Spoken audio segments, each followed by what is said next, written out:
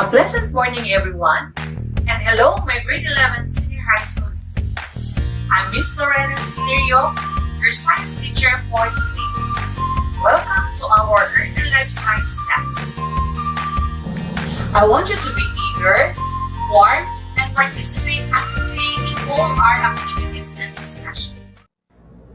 In today's lesson, you are expected to recognize the uniqueness of the Earth, being the only planet in the solar system with properties necessary to support life. With a specific learning task, the student should be able to, number 1, identify the characteristic of the Earth that supports life. And number 2, expound how the characteristic of the Earth sustains the needs of living organisms. I know that you are all excited to learn. But before we begin, be sure that you have with you your ball pen, notebook, and mojo. Today, let us learn about the uniqueness of the planet Earth. Let's begin with a short recall from the previous lesson that you have learned. Let us try to identify the planets in the solar system, starting from the planet nearest to the Sun. I will give you 5 seconds to identify each planet. Are you ready? Let's begin. It is the planet nearest to the Sun. It is also the smallest planet in our solar system. Your timer starts now.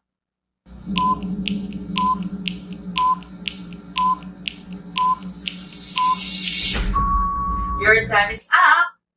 The answer is correct, Mercury. How about the second planet from the Sun? It is the brightest object in the sky after the Sun and the Moon. Your timer starts now.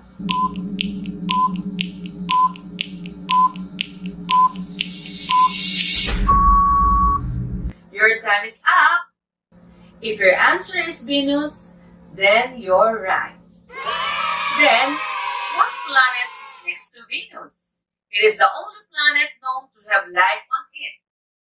Your timer starts now.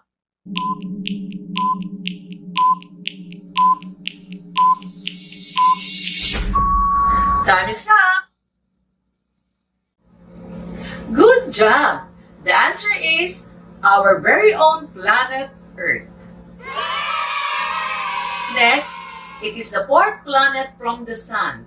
It is also known as the red planet. Your timer starts now.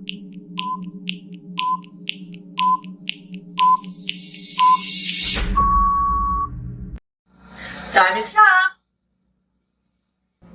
Very good. The answer is Mars. Let's proceed. It is the 5th planet from the Sun. It is also called the gas giant planet. Your timer starts now.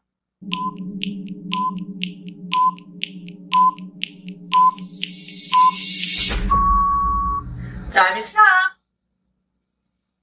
You got it right. It's Jupiter.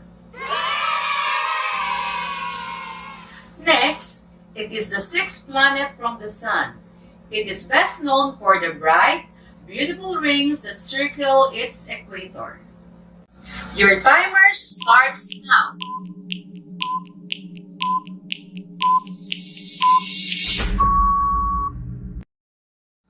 Time is up. The answer is very good. It's Saturn. How about the 7th planet from the Sun? It is the first to be discovered by the scientists. Your timer starts now.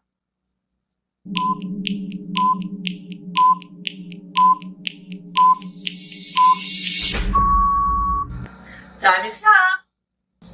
Good job. The answer is Uranus. The last but not the least, it is the most distant planet from the Sun. It is dark, cold, and very windy. Your timer starts now.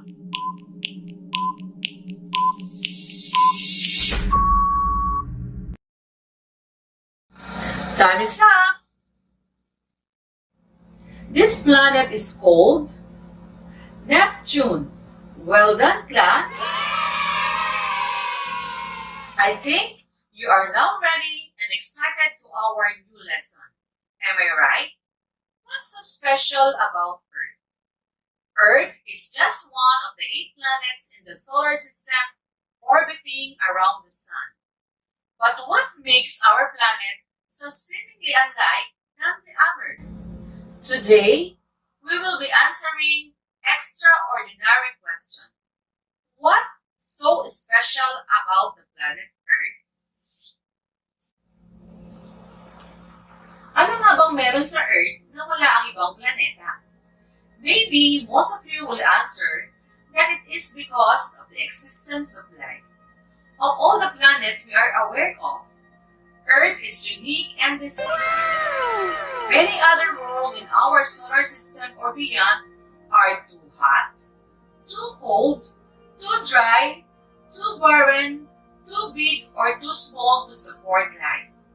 Our planet is a home of simple single-cell organisms like bacteria or fungi, up to the complex life forms like animals and like us humans. But before we discuss this special characteristic of the Earth let us have a simple activity about the factors that makes the planet Earth habitable. A fun game called Picture Formula. In this activity, we will be revealing terms which will lead us to our lesson for today. So what are you going to do? You are going to determine the missing word by analyzing the given pictures and letters, following the mathematical operations. You will be given 5 seconds to guess the word. Are you ready? Okay, let's begin. Let us analyze the sample problem. We have a plant minus NT plus magnet minus MAG equals to, what do you think is the answer? Kindly comment your answer in our chat box. Your timer starts now.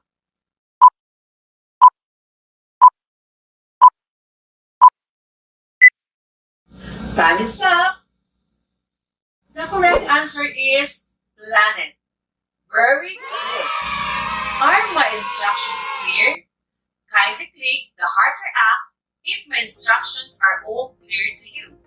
Wow! I could see a lot of heart react from you. I think you are now ready for more picture formulas, right? For the first picture formula, we have tempura minus URA plus ERA plus nature minus NA is equals to. Your timer starts now.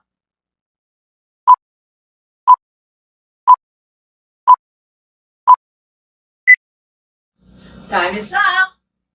The correct answer is temperature. Good job. Let's proceed to the next word problem. We have ATM plus ostrich minus PRICH plus sphere is equals to. Your timer starts now.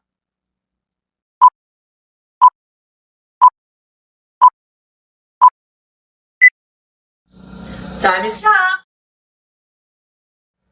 The correct answer is atmosphere. You got it right.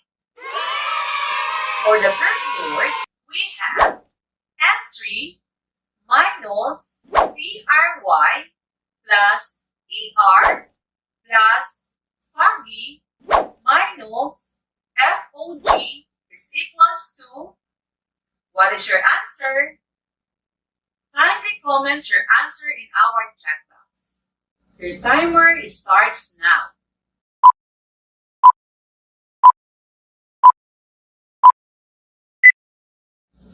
Time is up. The correct answer is energy. Very good. For the last and final problem, we have Nutella minus ELLA plus RI plus tenths minus T is equals to. Kindly comment your answer in our chat box. Your 5 seconds starts now.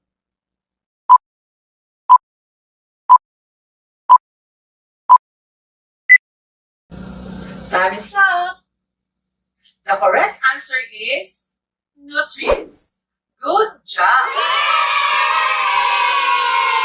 Let us again enumerate the different factors that makes the planet Earth habitable. We have temperature, atmosphere, energy, and nutrients. Very good, class. Let us now discuss each one by one. The first factor is the temperature. Temperature influences how quickly atoms and molecules move. Low temperatures cause chemicals to react slowly, which interferes with the reaction necessary for life. One more thing that may happen if there is too low temperature causes the freezing of water, making liquid water unavailable. You may wonder, ano naman kung walang liquid water? Is liquid water so important? The answer is yes. Because, for your information, the life here on Earth is started in liquid water. As we know it, water is the most necessary and abundant compound found in all organisms. So if there is no water, wala ring buhay. What? According to studies, life seems to be limited to a temperature range of negative 15 degrees Celsius to 115 degrees Celsius. As a temperature range na ito, liquid water can still exist under certain conditions. So, ibig sabihin, pag may tubig, pwede rin magkaroon ng buhay. Kapag masyado namang mataas ang temperature, it causes the quick evaporation of water. If that will happen, wala tayong liquid water. As a matter of fact, at about 125 degrees Celsius, our biomolecules like carbohydrates, proteins, and even our genetic materials such as DNA and RNA will start to break apart. So dahil dyan, life won't be possible. Oh no! Among the planets in the solar system, only the Earth's surface is in the right temperature or pasok sa temperature range where liquid water can still exist. The second factor is the atmosphere. Atmosphere is a thin gaseous layer that covers the Earth from the harmful rays of the sun. Before we continue discussing the second factor, here is one concept that you need to know. The size of the planet determines the strength of its gravitational pull, which in turn determines the amount of atmosphere it can hold. The statement is quite complicated. However, this concept simply helps us understand the relationship between the size of the planet and the amount of atmosphere. Yung malalaking planeta have stronger gravity which enables them to pull much gases sa paligid nila. Kaya, we can say na mas makapal ang atmosphere nila at mas matindi ang protection nila laban sa init. In opposite, yung mga planeta na smaller in size and the moon have insufficient gravity to hold the atmosphere. The gas molecules escape to space. What? Leaving the planet or the moon without an insulating blanket or protective shield. For your information, only the planet Earth and the planet Venus have the right size in the solar system. What can we conclude from here? Sufficient size of the planet equals sufficient force of gravity. At dahil dyan, they hold sufficient atmosphere. The third factor is energy. Energy is the capacity of moving work.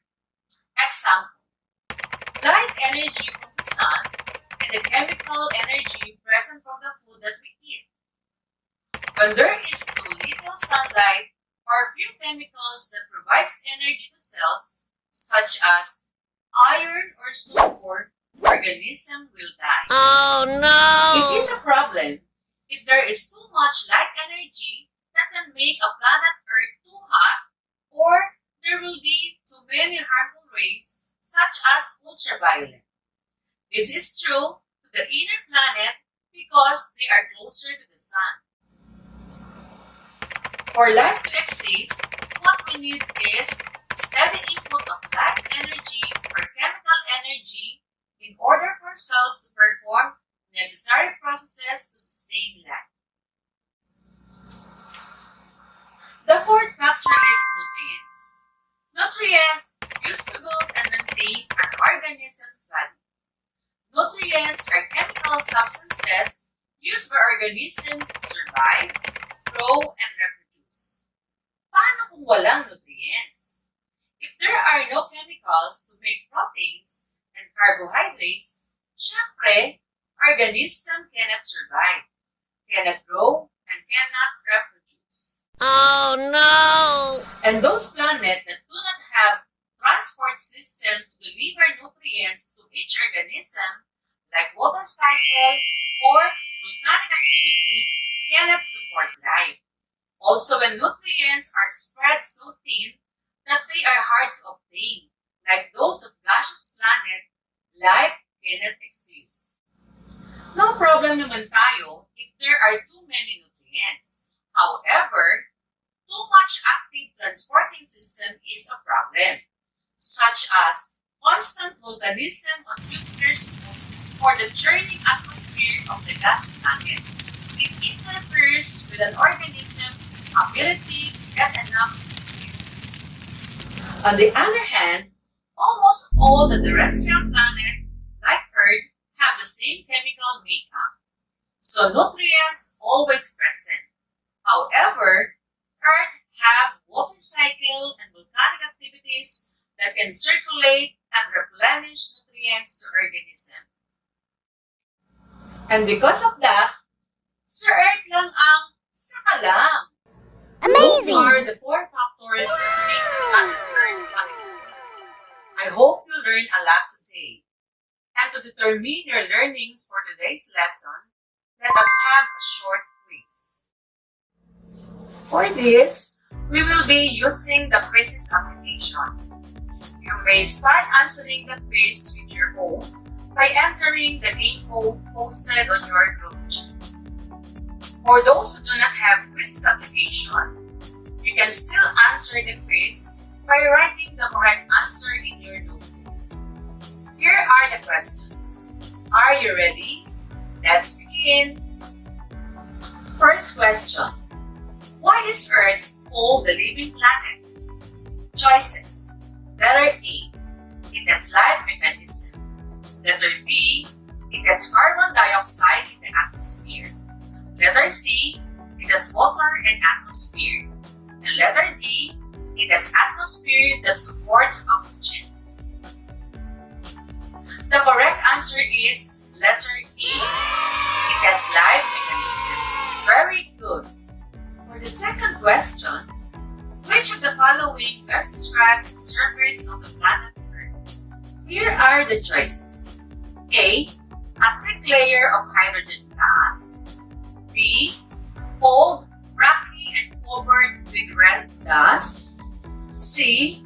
Cloudy and hot with lots of volcano. D. Mostly water surface with some areas of land. The correct answer is D. mostly water surface in some areas not. Good job! For our third question, why are humans and other living organisms capable to live on Earth? Here are the choices. A. Earth has no protective equipment like ozone. B. Earth has man-made natural cycle. C. Earth has layered water only for favorable climate. And D. Earth's temperature is neither the hottest nor the coldest among other planets. The correct answer is D. Earth's temperature is neither the hottest nor the coldest among other planets. Good job!